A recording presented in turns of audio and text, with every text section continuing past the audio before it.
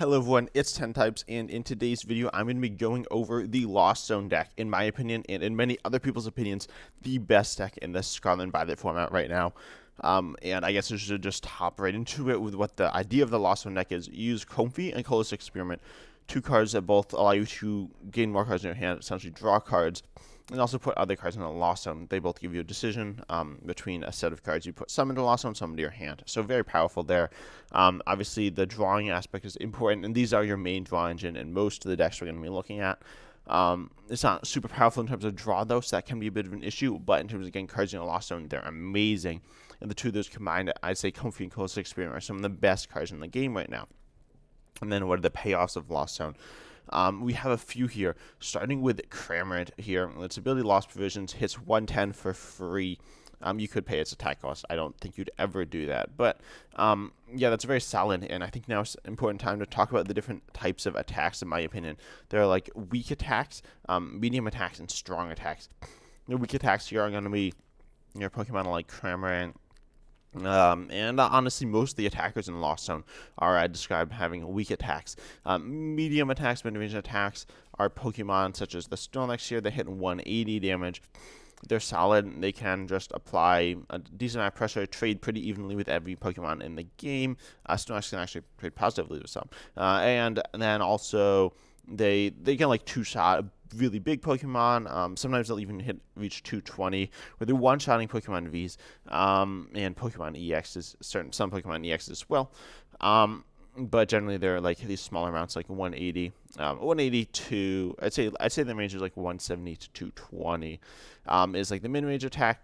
And then beyond that, you have stuff hitting the big attackers, usually hitting 280 and beyond. Some can even hit infinite damage, like Zacian V from Celebrations or something like that. But not in Lost Zone. Generally in Lost Zone, you have these like weak to mid-range attackers. And then there are some Pokemon I describe as poke attackers that hit almost no damage, anywhere between 10 and 50, maybe. And they need some other major benefit to be able to be worth running, but sometimes they have that. But then let's just look at the other attackers. Cramorant, as I said, a very nice early game attacker. It's your first attacker generally. And getting 4 cards in the Lost Zone, you can usually do. You should be able to do it always by the second turn in the game. By the first turn in the game, going second, you might be able to do it. I'd say probably, but it's not free either. But it's a nice early game attacker that puts a little bit of pressure on. Nothing insane though. And then we see, in my opinion, and many people's opinions, one of the scariest Pokemon in the format, Sableye. Its attack of Lost Mine. It reads for 1 Psychic, you put 12 damage counters on any of your opponent's Pokemon any way you like. Very powerful, especially against single prizers. It's super versatile. In terms of damage, it's barely more than Cramorant, and it takes an energy, and you need 10 cards in the Lost Zone. So this will be your late game attacker. Hopefully, well, not necessarily, but it often is because you need 10 cards in the Lost Zone. So mid to late game, I'd say. But it's very powerful, allowing you to essentially do this instead of gusting, being able to hit in the bench and also devastate board states based on setup, which are most decks in the game, to be honest. Even a deck like Lost Zone, Sableye is the most important factor. And then you will see some next playing healing cards to negate Sableye, as well as some of your other options here. But then I think the big payoff card, this is the one that people think the most about, is Mirage Gate. And it pretty much says if you have 7 cards in the Lost Zone, so these are the 3 numbers you need to remember. 4 for Cramorant, 10 for Sableye, as well as a few other cards which we'll talk about. And Mirage Gate, which is 7, which I think is the only one that's 7. I don't remember. I should know this, but I don't. Mirage Gate says you can, if you have 7 more cards in the Lost Zone, you can search your deck for 2 different types of basic energy, attach them to your Pokemon any way you like. This is so powerful, allowing you to set up anything. This may remind some people of the Ultra Beast deck, where you had cards like Beast Ring and how did I forget?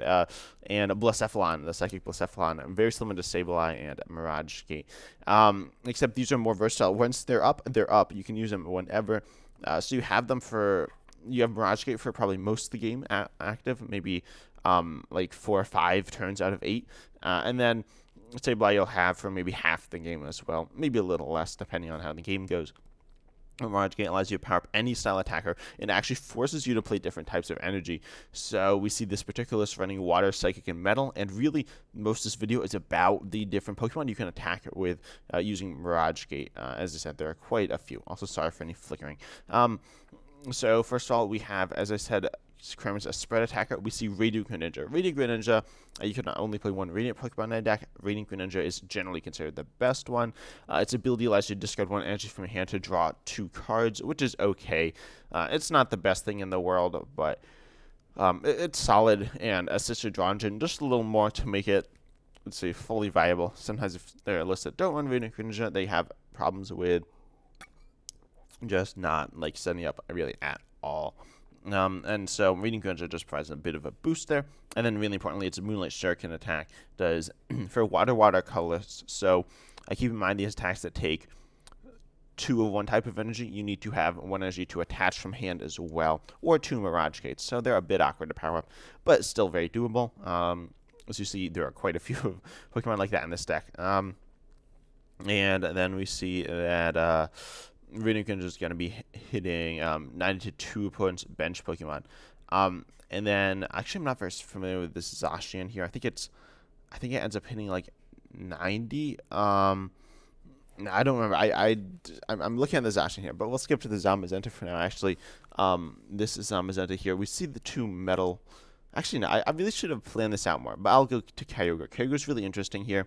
For water colorless does 50. Well, you just get the top, I believe, 5 cards of your deck. It does 50 times the amount of energy that you discard there to 2 of your opponent's bench Pokemon. So that can be very powerful because near the end of the game, you can have tons of energy in your deck. And the idea is that you throw them back in with Energy Recycler and then just do massive amounts of damage. This is the most powerful attack in your deck, I'd say. Is it good? It's not amazing, but it can be very strong if it's set up in a spot where it can do lots of damage in the late game. I'd say it's definitely one of the most awkward Pokemon to use, and it's not my favorite, but it certainly is pretty strong as well. Also, all the lists I'm showing you, I think like 10 lists. They're not necessarily the optimal list. I just ripped them off a limit list, but they show all the various ideas that are important. So yeah, then the Zamazenta here. For metal colorless, it actually has an ability that says if it has energy attached, it takes 30 less. So it's moderately tanky if your opponent's throwing out these mid-range attackers. And Retaliate is 220 if your opponent took a KO last turn. So the idea is this is a very powerful attacker against pretty much any deck. You're obviously going to get KO'd all the time. And then Zamazenta won't necessarily get KO'd back. Keep in mind, if it doesn't get KO'd back, you're only hitting 100 next turn, which is not enough most of the time. It can be enough to grab a KO, but you need to kind of think about that. And then obviously we also, as I said, have healing options because of very spread attackers like Radiant Greninja and Sableye are so scary for so many decks. We play Switch Cart, which I should talk about, is very important for moving damage counters in the Lost Zone matchup. Then the other metal Pokemon that doesn't see much play at all, I'd say, is the Zacian, which I actually had to look up. This 20 plus 10 for each of your bench Pokemon. So this will be hitting, it'll just be hitting like 70 damage, which is meh. It's only 1 energy though. It also hits through effects, which is okay. I don't actually know why people play. It's not an awful card. It's like a mid-range attacker. At the low end of the mid-range attacker, though, it's the idea, I guess, is that you can attack with it pretty easily turn 1. It's not a Pokemon I've really played or played against, so I'm not overly familiar with that. And then I guess I should have talked about the Snorlax as well. This ability, Unfazed Fat, means it can't be affected by effects of opponent's attacks, which is, it's okay. But then it's Thumping Snore, 180 for 3 is insane, people. My gosh, that's so insane. I'm losing my voice. It's so good because it just hits a solid amount of damage. And as I said, it hits the second highest amount of damage in your deck, ignoring Kyogre. But it's very powerful. You can't really attack with it multiple turns in a row. I think you have a 50% chance of not being able to. You can switch back in, but it's kind of awkward. But the idea is it has a bunch of health and, more importantly, it does a ton of damage. It's your generic, just solid attacker that you want to be attacking with. All colorless as well means you can use it anytime you want. So So pretty solid there. And then also there is obviously Manaphy to counter cards like Kyogre. More importantly, Radiant Greninja. Manaphy is seen play in so many decks right now. Honestly, that hurts the validity of Radiant Greninja, but forces their opponents to have to hurt themselves by putting it into play it in their decks. It's still a very good card, and you draw cards. And then the Hawlucha here, not an attacker. You can't even attack with it in this deck, but it has its ability Flying Entry, which does 10 damage to 2 your, I guess it places damage counter on 2 your opponent's bench Pokemon. This is really important when you're attacking with Sableye primarily, I think. The idea is that you put damage on 2 Pokemon with 70 HP on the bench, such as Comfey, Ralt, or I don't know what else. I think it's mostly there for Comfey and Ralt. And then you can just KO 2 70 HP Pokemon with Sableye instead of 2 60 HP Pokemon. And that's a very big deal. Also, Pokemon like Manaphy you can KO easier because you can place damage counters through Manaphy. Also, in terms of trainers, I think it's important to know, obviously, lots of switch cards, basic Pokemon Stars, Mirage Gates, very important. And then we also see a Sui and Heavy Ball making its appearance in most of the decks here because you're playing so many one-of. Echoing Horn, also very important. Or very powerful. It's a bit awkward to use, in my opinion, but it allows you to recover one of your opponent's Pokemon onto their bench, allowing you to snipe it again. Most decks don't play this because it's hard to find their room and it's not consistent, but it's a very powerful card. And then in terms of trainers, we do actually see that it's running Clara. Most lists are running Clara as their Pokemon recovery, and it's very powerful, especially with Sableye in the late game. And then we see Raihan as well. Oh, Bossors is pretty obvious. It's a very powerful card. And then Raihan here allowing you to recover or to search for any card, but also recover energy, accelerate it. And that's in times when you can't use Mirage Gate. Raihan can just make up for it and can be the difference. I don't think Raihan's insane in this list, but it's still certainly a pretty solid card. Moving on to the next list here, and this is a bit of a spicy one, but it covers a lot of the important attackers, and in this list as well. So we see Pokemon V making an appearance in this list. We still see the staple Pokemon, I'd say, Comfey. We actually see 2 Manaphy. I probably wouldn't play that, but you could if you want. We see 2 Sableyes, 2 Cramorants. This is like the staple core, and then the Mirage Gates, only 3, but it's because of the Pokemon chosen to play in this list. And then we see that we still see the Hawlucha. So this is like the core engine of the deck, and the Radiant Greninja as well. But then we see Yveltal, which can attack, but more importantly, can remove special energies. I'm not actually sure why this is in the deck. It has like value. It's like a strong card, but I don't think it's necessarily super good. But then we see Drapion V. It's a counter to Mew VMAX. Yveltal is also like a counter to Mew VMAX, I guess, but. And Drapion V, very powerful counter to Mew VMAX. Also, you can Mirage Gate, and we see the list playing 2 Raihans instead of 4 Mirage Gate. So, Drapion V can be powered up to KO a Gardevoir EX or a Zacian V from the Psychic Zacian V. Galarian Zapdos V as a counter to, I guess as a counter to Miraidon Regieleki decks, but also a counter to Arceus decks. And both Galarian Zapdos V and Drapion V get a discount in their attack cost from Pokemon your opponent has in play, and because you want to be able to use abilities on Pokemon with rule boxes, including Radiant Greninja, but also stuff like Lumineon to search our supporters, Galarian Zapdos V, Drapion V. We play a Collapse Game as well, which can also get rid of our Lumineon. That can be very important. Also, you can attack with Lumineon by accelerating energy to it with Mirage Gate. This is where like things become really interesting. That can be a very important part of your game plan, and in my opinion, the most important card in this deck is Sky Seal Stone. Well, okay, the most important card of the deck is the Lost Stone stuff, but Sky Seal Stone is insane, allowing you to take an extra prize. It is your V-Star power, sticking on any Pokemon V. And then when your basic Pokemon V, obviously your Zapdos V, Drapion V, probably not Lumineon V, takes a KO on a V Max or V-Star. So I mentioned Pokemon like Drapion KOing V Max, taking 4 prizes, very good. Then Zapdos V KOing Arceus, taking 3 prizes, or KOing Regieleki VMAX, taking 4 prizes, very insane. Giving you a very powerful matchup against those, and Raihan as a search option for those. You may sometimes see Arven as well, but I don't think that's very good. Also, Roxanne in this list. I don't think this list ran Roxanne, but it's a nice card, allowing you to disrupt your opponents. It's not amazing. Most decks can draw out of it, but it's not bad either. We see this list running a switch instead of 4 rope. but it's not a big deal. We see Ultra Ball as well. One important thing is that Luminion V can't be searched out with Nest Ball. If you do, well, it can be, and sometimes you will, but not usually, because it will not activate its ability. So you need stuff like Ultra Ball or just to draw into it naturally, which is, I think, the reason why Ultra Ball is in this list. To be honest, I'm not exactly sure. It's probably Luminion, though. Yeah, I can't see any other reason. Yeah. And then moving on to this next list here, playing. This list does not play Sky Sailstone. I'm not overly familiar with this particular list. We see the Kyogre being run here, meaning that you need two energy recycler. If you're not playing Kyogre, you probably just play one energy recycler. I personally wouldn't recommend Kyogre, but if you want to play it, you can. And then Dragonite V here, very powerful. Its ability to do 250 damage for water. Lightnings are kind of awkward to pay, but still payable. And then you damage your own bench, which is kind of sketchy as well, but the idea is that it just hits very hard. It's very scary, and sometimes you'll even see damage modifiers such as Choice Belt or Defiance Band. We don't see those here, but they could be played. Raikou V as well. It's a lightning type attacker, so completing the weakness trio, I'd say. Trio. This is used to hit weakness on Lugia, which can be turned off by Drapion, but you can counter that with Sableye, so you need to keep that in mind.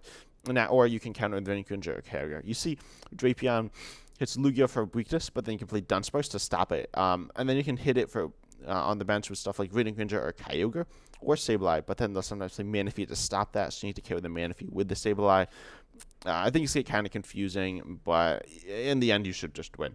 Lost Box, Beast Lugia, probably. It depends your text, but I still favor Lugia. Or I still favor Lost Box, although it depends how things go, definitely. But I think Lost Box is one of the best decks in the game. I've said that, or I think it is the best deck in the game, although it encompasses a large amount of decks. But I'm rambling now. Raikou V here can also draw a card, which is fine. But it hits weakness on Lugia. It also hits weakness on Palkia, which isn't very good right now, but it's viable. And then you have multiple enablers for 4 Steel Stone. And then 3 Lost Vacuum. I don't know if we saw Lost Vacuum. No, we did not see Lost Vacuum in the either other lists. But Lost Vacuum is a really interesting card. Because it puts a stadium or a tool in the Lost Zone, either yours or your opponent's. But if you put your own in the Lost Zone, it adds to your Lost Zone count, and then you put another card in your hand in the Lost Zone. This allows you to obviously have synergy with Lost Zone. When I talk about Lost Zone enablers, I did not talk about this card, but it is a usable Lost Zone enabler.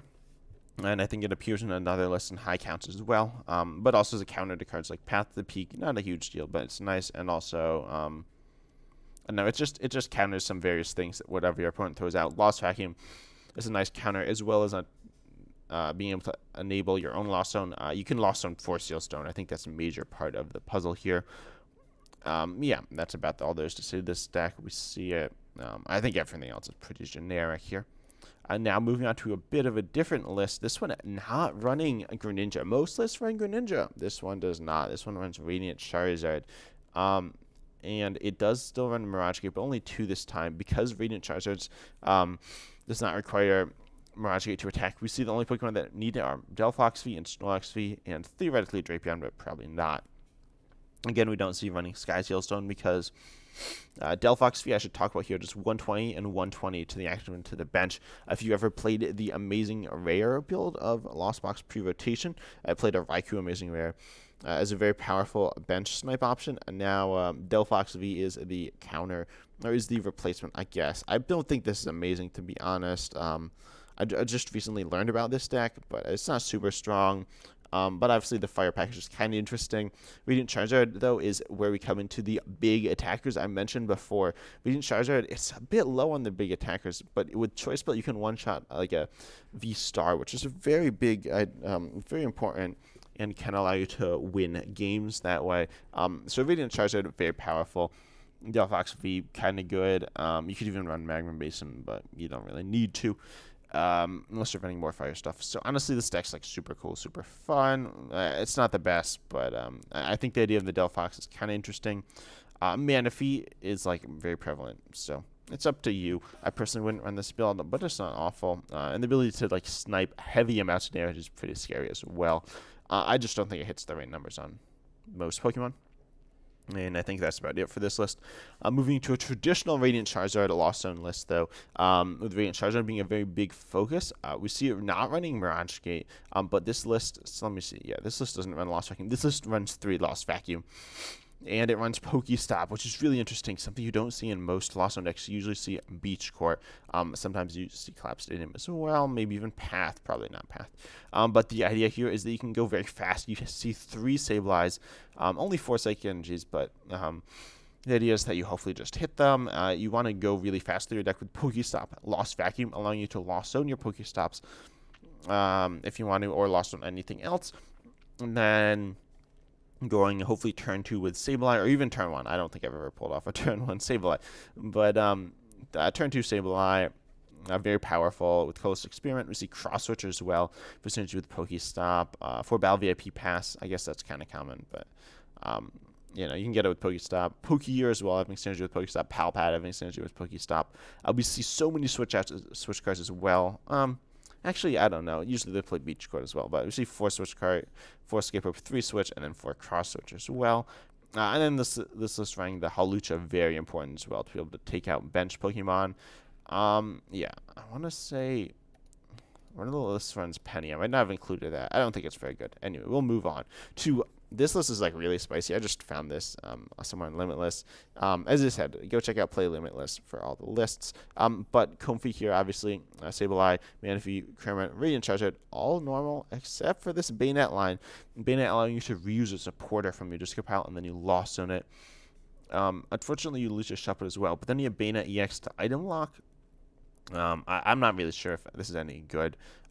But it seems kind of fun, and I think Bayonet's a very solid Pokemon with a lot of power. So this is like when I was talking about those like really weak attackers. Bayonet hitting 30 is one of those, but Bayonet EX hitting 30.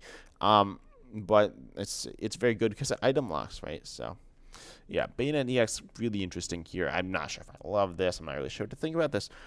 But I think this is the only Lost Zone unless we're going to look at that plays any EXs. So pretty cool. Is it good? Not probably not. Now, Giratina. This is like the big boy. When we're talking about big attackers, Giratina is like the massive one. Also, this list looks really small for some reason. Like the cards are small. I guess it has more cards, but whatever. It plays the 2-2 Giratina. And I think the other one plays a 2-3. I don't know what's going on here. But yeah, we see this gear. Oh, I know why they do it. But part of the issue is the V-Stars are not searchable. So we don't see Ultra Ball on this list. But we have ideas that you can just go in with normal Lost Zone stuff. We actually see Tropius. Now that you're playing Grass Energy, Tropius is a moderately okay attacker. It's not great, but it's like somewhat easier to power up. You have some various ideas as well with it. But Giratina V-Star able to hit 180 damage. 280 damage. That's a big difference. And then you Lost Zone Energy attached to it. Theoretically, a Lost Zone Enabler, but not really because you're really going to be powering this up with Mirage Gate. And then this big attack, Star Requiem, dealing just an instant KO for Psychic Host. If you have 10 cards in the Lost Zone, that's just insane. Giratina is very scary to face against. Once it sets up, it can just roll you over. You need to be careful. It is like a sweeper. It is super scary. And we see the other one, Gudra, also is like a similar role. Giratina can just die sometimes, depending on what your opponent has, though. It seems to be scary. You need to be aware of that. But it does have no weakness, which is really nice. We also see that it plays Water Energy as well. It plays 3 types, and it's not uncommon. It's really liking the Grass and Psychic, or really liking Psychic with Sableye, and Grass with allowing for Tropius, but generally the Grass is the best typing. And then it still runs Water for Radiant Greninja. It's very powerful, and they just run this for whatever reason. It's very strong. And then everything else is surprisingly normal. We see Choice Belt actually allowing you to... I don't actually know what Choice Belt's here for. I was just saying Mew, you can hit... You have Drapion, though. I don't know it particularly, but it just helps out. It's a good card. In this other list here, it's not that different. This list here, it runs actually no stadiums, 1 Lost Vacuum. This list here runs 1 Path, 1 Template in it, 1 Beach Court. Also runs a V-Guard Energy, Thornton. You see these like spicy cards in here. list like really runs the same as the other list, but I'd wanted to show it because it has some spicy cards in it. I'm not sure what I think if they're good or not. Also runs a 2/3 Giratina with the idea that you can't search the V star, which kind of makes sense. It's kind of strange to see, but it makes sense. And then we'll just move on to Gudra. We have two lists of Gudra. They're actually very similar. I'll show you both of them. Running 3/3 Gudras.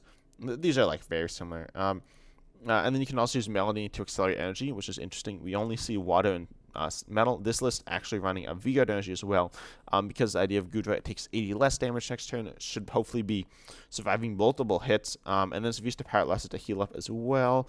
This deck's just very strong, a very powerful tank. We see Roxanne. You could even run Fantina. I like the idea of Fantina in the list, but most people don't. And then you kind of need to power it up with Mirage Gate. We see Ultra Ball as well, because getting up your Gudra is your only line. Versus the Giratina list, we have so many other options. This list, you have the Cramorant and a Radiant Greninja, I guess. You don't really want to attack with the Radiant Greninja that much, though. The idea is that this list, Giratina is a nice option, but not required. And especially this list with way more attackers. This list, like the Gudra list, you need Gudra up. It's like a solid mid-range attacker with the 200 damage here. And then its ability to heal, it's super defensive. I personally like Gudra. I haven't actually played it in this format, but it's very strong. We see Defiance Band and then Choice Belt. So looking to buff that damage up a little more to hopefully one-shot Vs or whatever. And then we do see Beach Coat as well. Still looking for that quick Mirage Gate. Although you can actually power it up in 2 turns with Melanie and then 2 attachments. So that's kind of interesting. Yeah, it's I don't know. This is all I have to say about Lost Fox. I think it's a really good deck. Try it out. You can spice it up with Bayonet or not, because no one wants to play against that. But I guess things you need to watch out for. Klefki. Their hit and run decks into Klefki actually multiple. Shadow Rider and Miraidon are the actually the hit and run Klefki decks. Miraidon with Regilucky V Max and Regilucky V, I guess, with a hit and run into Klefki can be buffed to be very scary by other Regilucky V Maxes. And then we see Shadow Rider playing Klefki's, of course, and then also and Klefki will turn off your Cramorants, your Comfies, and a few other things, all basics, all basic abilities. And then we also see that the Shadow Rider plays, I believe, is Hatting V, which is a nice, solid hit and run option. I mean, it's not that good. It's 80 damage, hit and run, but it's actually seeing play on being pretty solid right now. So that's really interesting. And I think that's all you need to be worried about, really. I think it's just so strong. Depending on your build, you may struggle to KO big threats, but I think the deck's very good. It's a bit of a hard deck to play. Don't lose on important cards you need for later game. But I hope you're enjoying the video. I hope you're enjoying the format too. I'm really loving this. I'm really loving this deck. It's the only deck I'm playing right now because I'm on live and I'm just spending all my stuff on random battles for it, which is cool. But I mean, I know I was staring stuff. But I hope you enjoyed it. As always, I'm excited to see you in the next video. See ya.